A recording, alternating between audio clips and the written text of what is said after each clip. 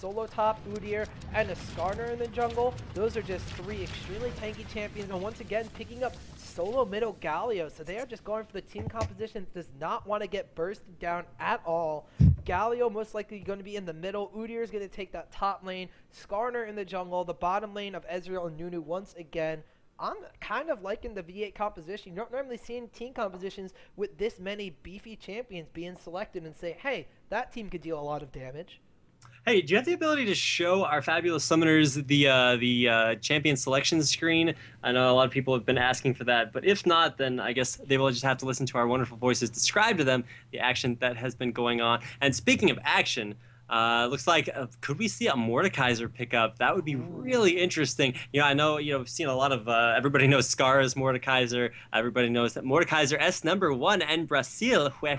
Shout out to all of my Brazilian fans who are watching. I definitely let a few of them know. So they'll be happy to see if Kenneth does involve some Mordekaiser action this time around. But that would synergize with a double Woda strategy, which would also allow Corki, who does a fair amount of AP damage himself, to go ahead and pick that up. But that's just going to leave all of the attack damage down to only Corki. And so it's really an AP-heavy team, so definitely magic resistance is going to be the name of the game. And Trieskimo has gone ahead and chosen Galio for his team, so Takashi X is going to be living for a very long time due to the team composition here from JPAK and friends. Yeah, once again, we see JPAK and friends going for a team that could go for that double Will of the Ancients composition between Vladimir and that Mordekaiser. Most likely going to be getting it as one of their first, if not very, very quick item builds. Vladimir going into that top lane, Mordekaiser most likely going to be going in the middle. But once again, Takashi X picking up that Galio. Not only was he doing such a great job in game one, living with that Galio, not taking any damage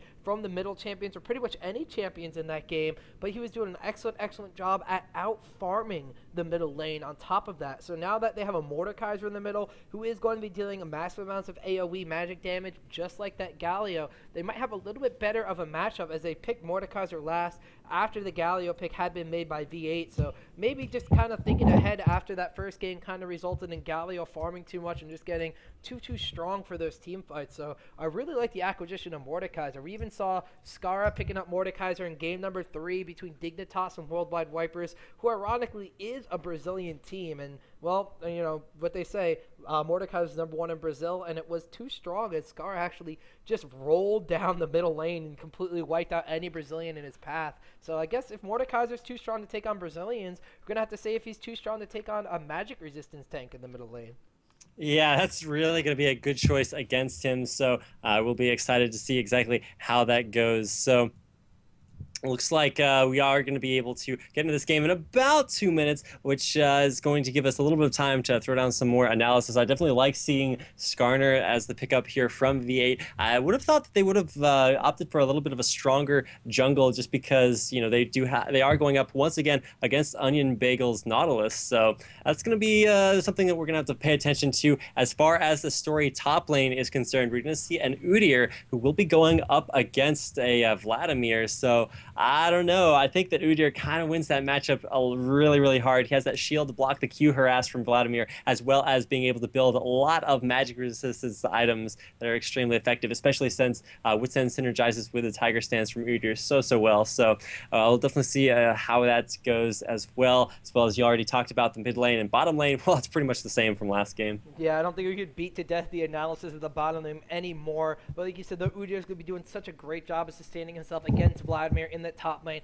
Vladimir actually going for a Ghost Ignite composition, not the Heal Ignite comp that you would normally see some of those top laners starting to favor right now. So he is going to have a little bit extra move speed bonus once he pulls to get out of the stun from that bear stance from Udyr. So I could only really think that this top lane is going to be a huge farm fest. I'm very interested to see how V8 treats the jungle this game, though. They don't have Lee Sin, and they definitely don't have Mundo this game. They have Skarner, who has been known to really just sit back and farm up and start ganking around level 4, even though he isn't super strong in those ganks, until he gets level 6 when he lets those champions feel his sting. So we're going to have to see if V8 going to counter jungle, or are they going to play it safe like last game where they wound up losing? I kind of think that they want to counter jungle right now, though. I can't help but think that even though their team is, even though they have Mordekaiser and Vladimir on the enemy team and Nautilus, champions that can be viewed as very tanky at level 1, and Vladimir obviously going to be able to sustain himself with that transfuse right out of the get-go, the tankiness of V8, I think they might have a better level 1 fight right now.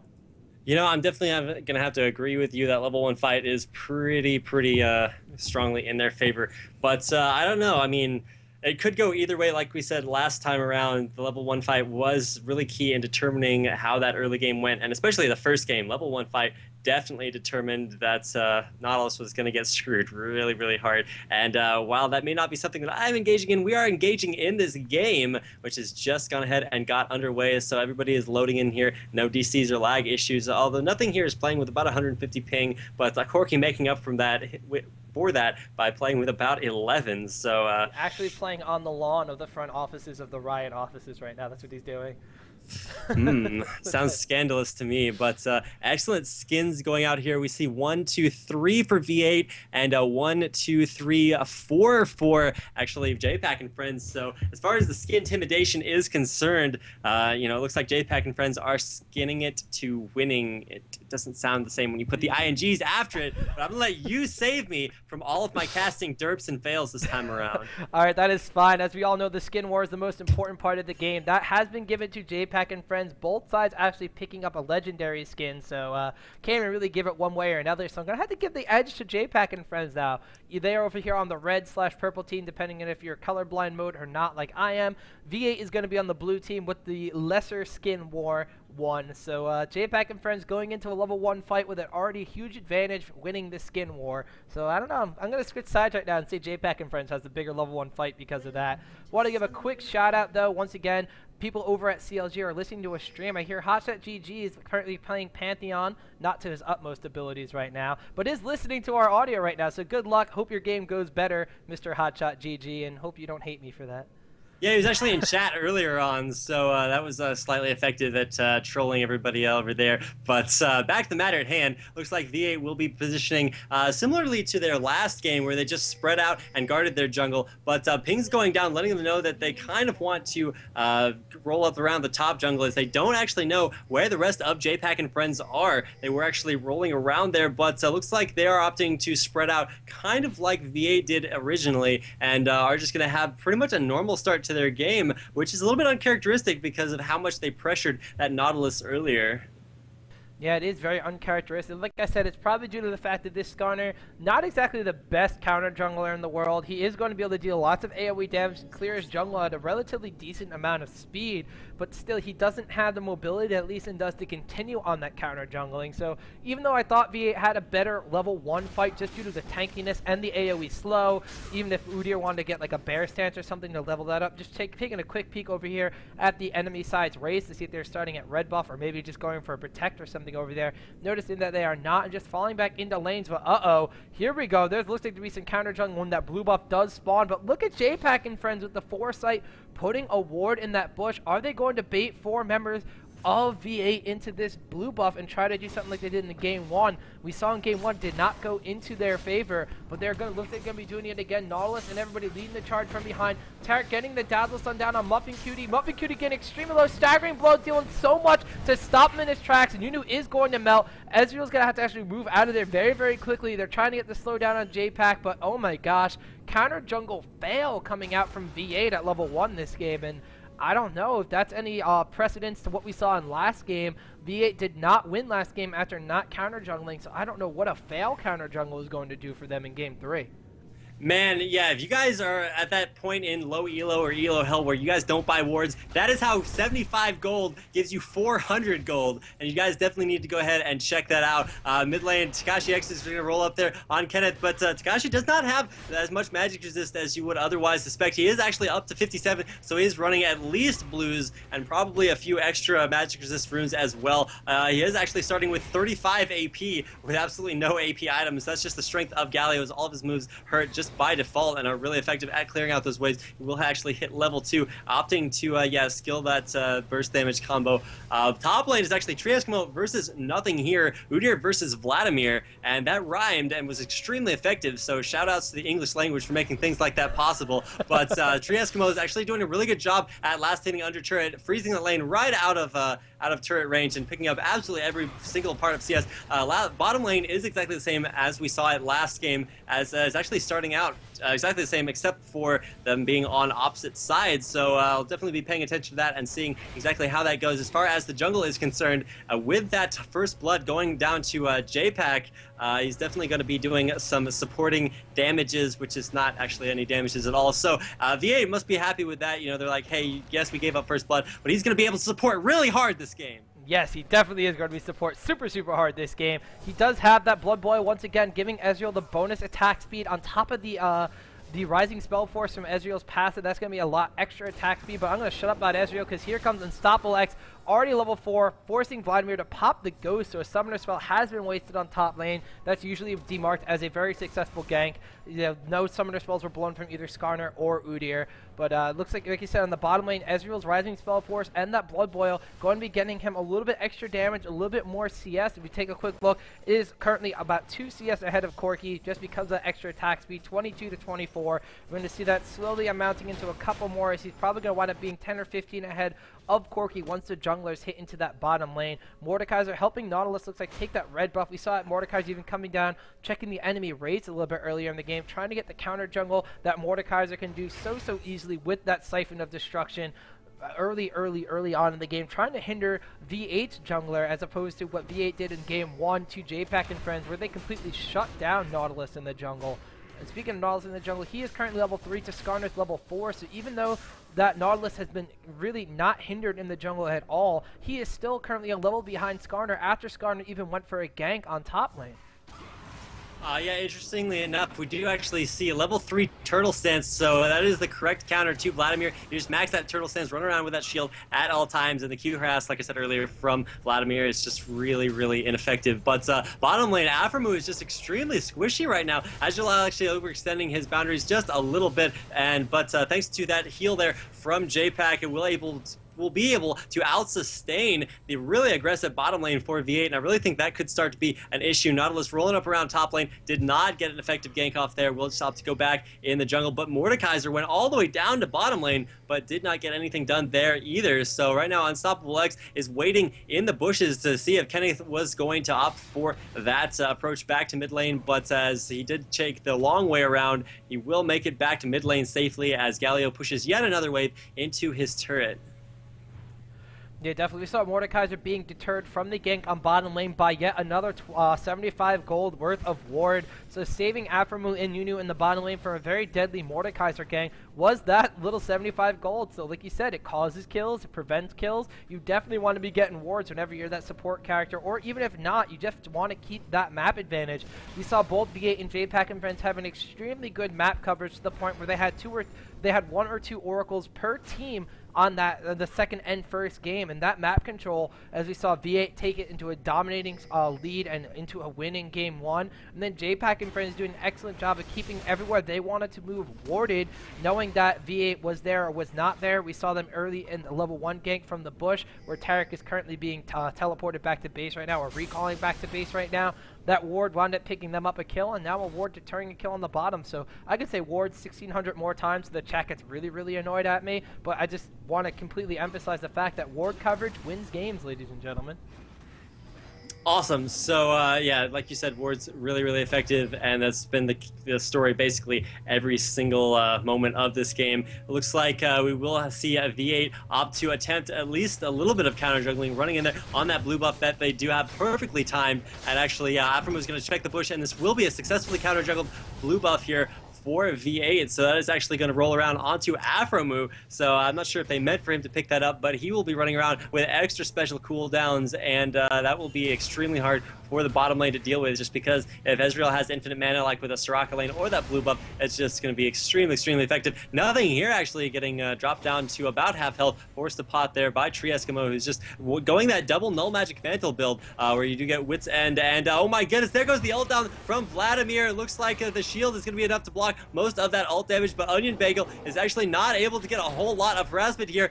Nothing here is going to be going down here. The excellent teleport will save Tree Eskimo. A perfect ult there from Vladimir, and Tree Eskimo has 1 more hit left. Will he actually go down? Yes, he will go down undeterred, but Onion Bagel will get successfully cornflaked there by Takashi X, who picks up the last kill up there, going 2 for 1 top lane for Team JPAK and friends. And that kill is all part of a very healthy and balanced breakfast indeed. Shade Rapid as an excellent teleport came down from Galio into the middle lane. Ultimate goes off, saving Trieskimo just enough time to melt down that Vladimir. He was not able to pull out of that one this time, and just excellent kiting by Trieskimo. He did wind up falling to Nautilus on the gank eventually, but that let 2 kills be picked up for Galio in the middle lane, letting that magic resistance, magic damage, Chalice of Harmony, Catalyst the Protector, giant flying gargoyle in the middle lane really start to power up early as 2 kills on him, 63 CS to Mordekaiser's 66. That is going to put him back into contention for his lane, and that Galio, if he gets fed like he did in the first game, definitely going to be a force to be reckoned with. But looks like, speaking of getting fed, Kenneth is getting caught out there instantaneously, ulted there, but the counter ult goes off as well. Takashi, or Unstoppable, is going to have to get out of there, but runs back in. I'm not sure if that was the right decision, as he will go down, but one more turn shot is going to go in onto Kenneth. Trieskimo is coming in here, but the ult coming off there by Nautilus to save his life, but an excellent flash is used by Takashi to pick up the kill there on Mordekaiser. It looks like Nautilus was not able to save that situation from going 1 for 1 once again, so it is 3-3 as far as kills are concerned. About 500 gold advantage here for V8, but excellent job by both teams is just making this a ridiculously close match at 10 minutes into the game. So going to be moving into the mid game. We're going to start to see Udyr start to scale really hard once he decides to turn those null magic mantles into something. But bottom lane, as I was a little bit out of position, Nunu. I did not even know what was going on down there. Man, Nunu just got bursted down there. An excellent stun there from JPAK, converted by lots and lots of aggression there from Azulal. Just went ahead and destroyed him ridiculously fast. V8 Aftermove was unable to pop in there fast enough to get off enough damage to deter JPAK and friends, and in this case his friend was Azulal, from going in there and picking up that kill, but did do a pretty good job at making it only 1 kill instead of 2. Yes, indeed, but currently 4 kills to 3. The kills being spread out 1 apiece on every champion except for Vladimir on the side of JPAK and friends. Every single kill on the side of V8, though, has been attributed to Takashi X's Galio. Double buffed up right now. He's going to be extremely beefy. As he said, he already has the Chalice of Harmony. He has the Catalyst of Protector. Taking a quick look at the stock market build of that Galio. 860-something gold in the bank. A dragon attempt now going down by V8. And what do you know? There's no ward coverage at this point in time. So right now, JPAK and friends know nothing about this. Pink ward from V8 lets them know that this is 100% true. Dragon's going to be going down relatively uncontested, as now that gold advantage spiraling into about 900 from that 500. And now, even though they're down in kills, they're starting to pull ahead in the gold count. And that Galio, the more he gets fed, the more dangerous he's going to be. Even contesting this Mordekaiser, who, as we saw, burst down that Skarner. Even though Skarner turned around for just half a second, it was enough for Mordekaiser and Kennick to pick up a kill onto Unstoppable X. And that Ghost almost saved Mordekaiser in that fight, as the Ghost damage does add to the Mordekaiser shield. So the Galio had to burn his flash and pop down the Resolute Smite to pick up the kill on him. So, you know, Galio just getting super tank in the middle. He's going to be able to contest this Mordekaiser extremely well. Nautilus, even though he's moving through his jungle, like we said, he's moving down a little bit slower than that Skarner, who is currently level 8 to his level 7. He hasn't really been able to do too much in ganks aside from the one up top where he wound up actually getting baited into the tower. So just our analysis of jungle Nautilus continues to hold true. He's just not as effective as some of these other junglers right now. Yeah, Trieskimo is actually trying to out-sustain a Vladimir top lane, going for maximum levels of that Turtle Stance, which is at level 5. I'm not sure if that is the best idea, just because, you know, Vladimir scales really well, and once he goes back, and like right now, he's going to pick up that Will of the Ancients. Should actually pick that up. Yeah, there it goes, Will of the Ancients. So double Woda already completed for JPAK and friends, so that's going to start to be really synergistic once they go ahead and move on into the later game team fights, not to mention both Mordekaiser and Vladimir scaling really well. So I don't know, like right now, if I had to give this game to anyone, I'd still have to give it a little bit to JPAK and friends. I mean, it seems to me like they have a little bit more team synergism, but speaking of synergism, both Azulal and JPAK just got out of dodge as fast as humanly possible. That ward in the bush revealed Galio popping right in there, and that was just like, you know, I'm going to GTF though now, because as much as I would love to have some happy fun times for that Galio, he's started to become a little bit of a beast, already up to 59 AP with 0 AP items, so that's going to start to get really hard for Mordekaiser to deal with mid lane.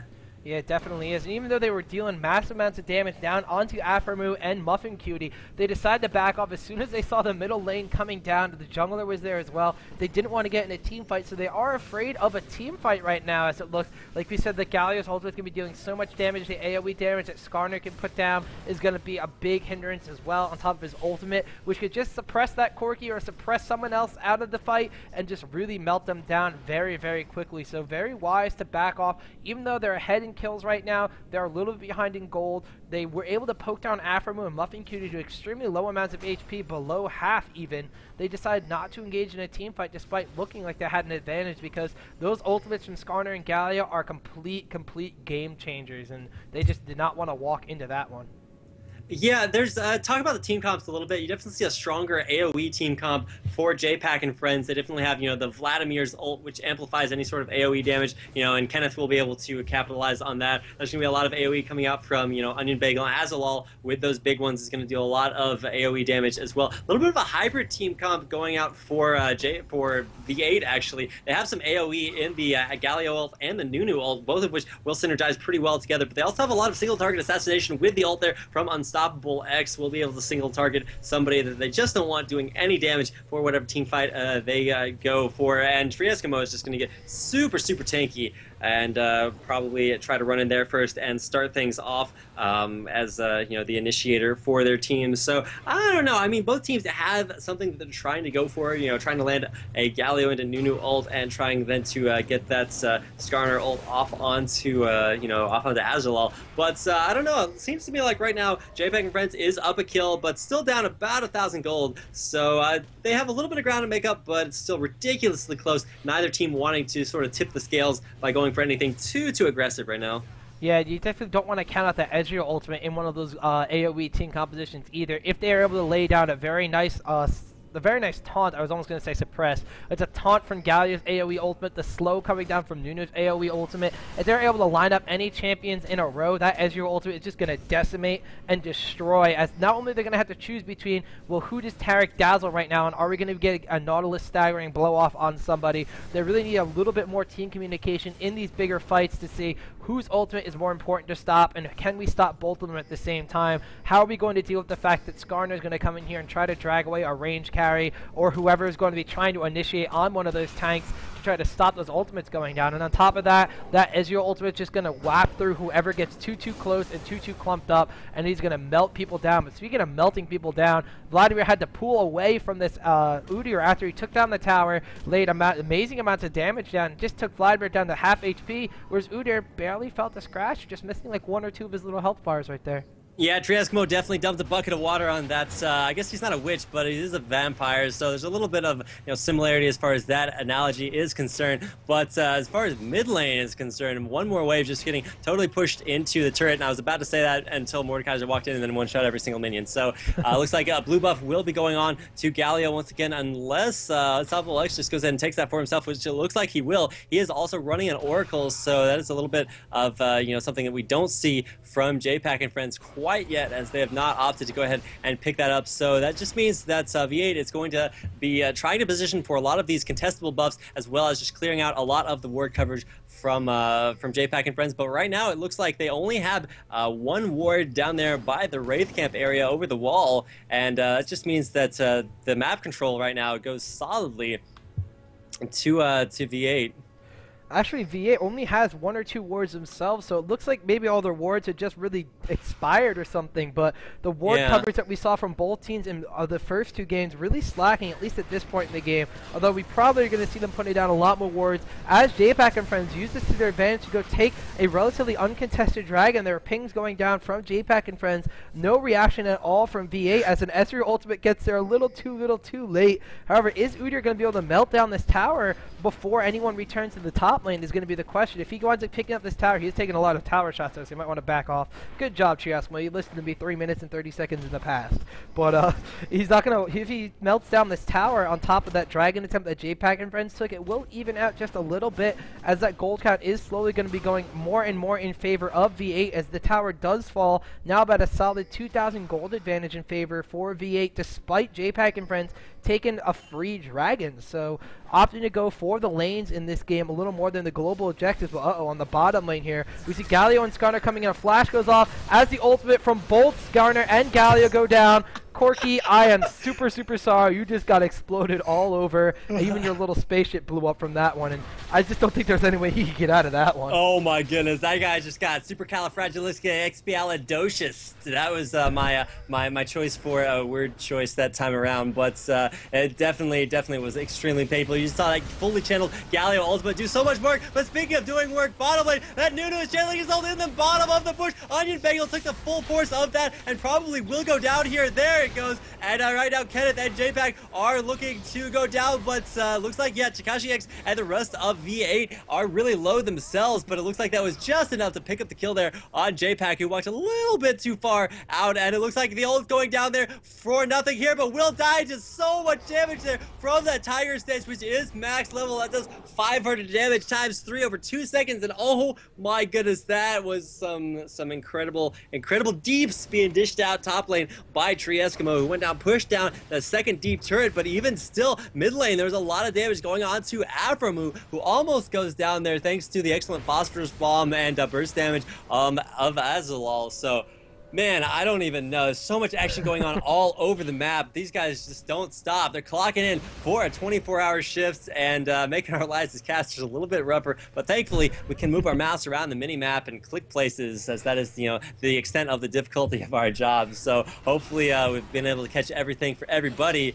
and they aren't calling us out too much in chat. So back to the matter at hand. It's 7-4. Favor of V8, but it looks like JPAK still has a really strong positioning on the map. They do have the champions and the team composition to make something happen if they catch anybody out of position like they did last game. So I don't know, man. I'm still gonna have to give this game a little bit to, actually I say still, but I'm kind of changing it to V8 right now, as it looks like they've been able to utilize their team composition just slightly more effectively as far as this game is concerned. I don't know. Those slightly more effectively resulted in 2 ultimates down on that Corki to melt him out of a fight, and then just let a 4 vs 5 take place at the bottom turret. They didn't lose a single champion, so they are wielding these champions very effectively. Skarner ultimate is going down though as he grabs Onion Bagel. I don't know if that's the champion he wants to get, but look at the fight going down right now. The AoE damage so much, but Kennick is going to take out Nunu. No Nunu ghost, looks like, but Galio ultimate is now back up, melting down a bunch of HP from those champions, but Mordekaiser is going to in turn completely body Galio as he is going to fall. Corki picks up a kill on Udyr, but not before Aframu could pick up a kill on that Mordekaiser. So all of a sudden, as we were saying, V8 had such an advantage. They lose a 4-for-2 situation to JPAK and friends. They take a tower, and now JPAK falling back. They have their DPS, they have their jungler, they have their support. I don't think they're going to be able to push towards any kind of Baron buff yet or anything like that, but completely, almost, not completely evening up, but almost evening up the gold counts now, 31.7k to 30.1k. It just completely turned around. This game's so back and forth right now.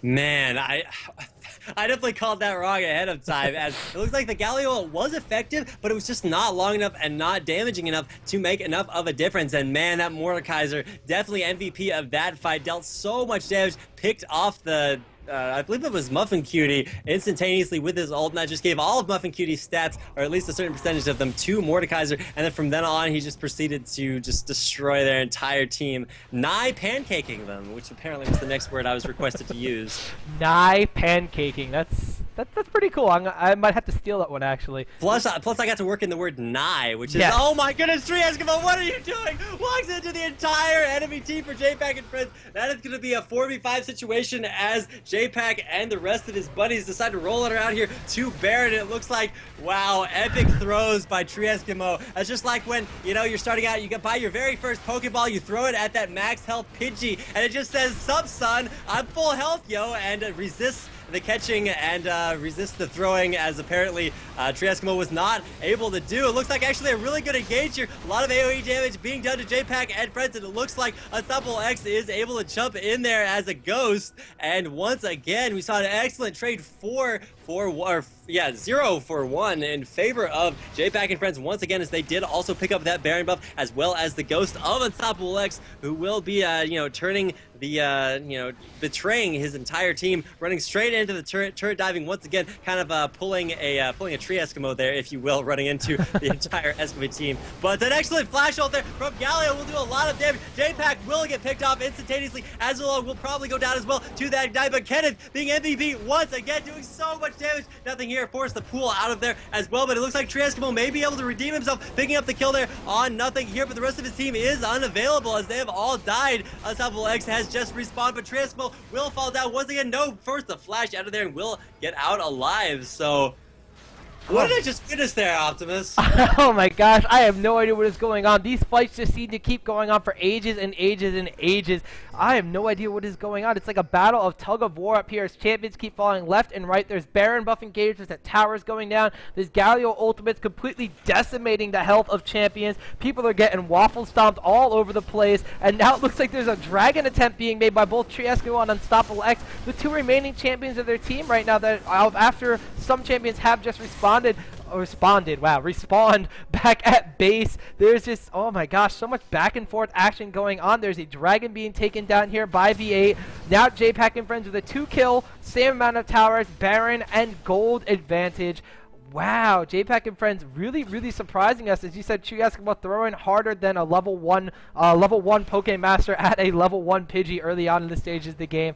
Just too much action going on. Now this middle turret actually might fall to minions. No, Nautilus and Vladimir are going to stop any shenanigans from that happening, as this turret is barely holding on to its last breaths of life. If statues could breathe, I don't know, we'll have to ask Galio about that one. I think he can, but I don't know if the turret can. He's just barely living on right now.